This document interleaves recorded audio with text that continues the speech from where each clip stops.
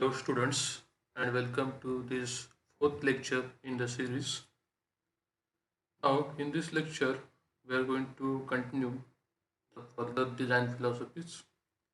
As in last lecture, we have seen the working stress method. In this lecture, we are going to discuss the remaining two design philosophies, which are ultimate state method and limit state method. So let's start with the ultimate state method. This it is also referred as ultimate load method, or sometimes it is also referred as load factor method, which I already told you in the previous lecture also. So this ultimate load method was just an update to the working state method, because in working state method there are some limitations. To overcome those limitations, this ultimate load method was evolved, which is developed in 1950s.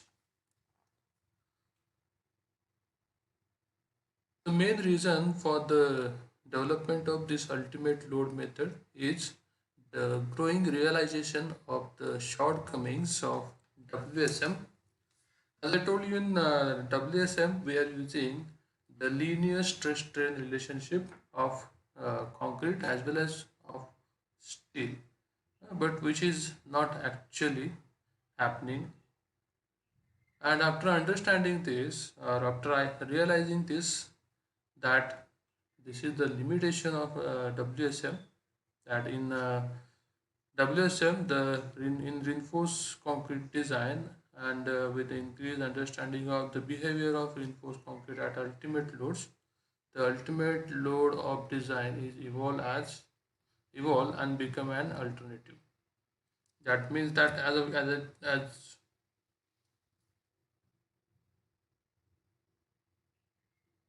as we have discussed in WSM, that in WSM method, the structure is stressed to the working load only. But as we know that after going through the testing of the materials, we have came to know that the material can carry some additional load beyond its yield point. That is, by realizing that the stress strain relationship is not a linear relationship, and the same concept was used in the ultimate load method. That in this ultimate load method, stress conditions at the state of impending collapse, that is whenever the collapse is happening, at the state of impending collapse of the structure is analyzed using non-linear stress strain curve of concrete and steel. Now, what is the meaning of this non-linear stress strain curve?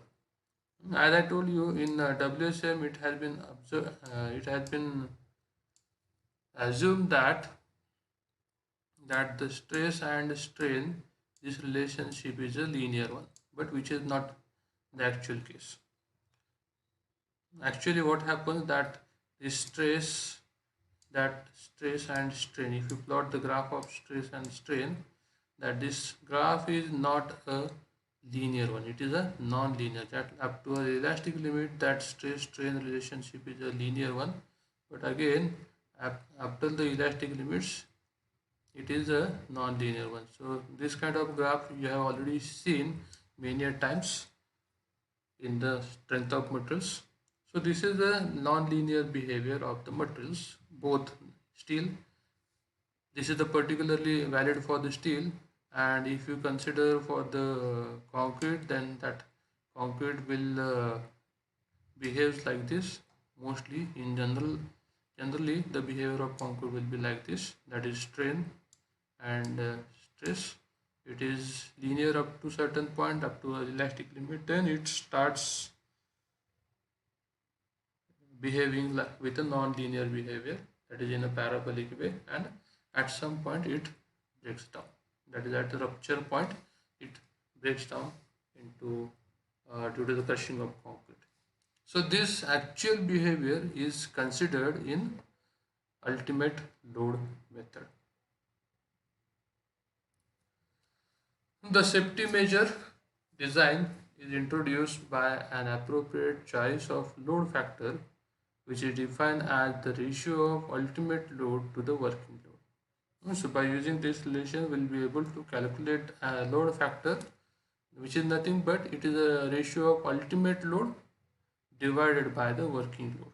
Now, ultimate load means it is the maximum load that can be carried by that particular element, and the working load is the actual service load or actual load which is acting on that particular element. Now, as previously also in case of WSM, we have seen that we have to use some factor of safety. In the same way, some load factor here in case of ULM, it has been introduced this term load factor. So you can calculate the load factor by using this relation ultimate load divided by the working load. So that the ultimate load can be calculated by multiplying the working load with the load factor. So the method is based on the ultimate strength of reinforced concrete at ultimate load.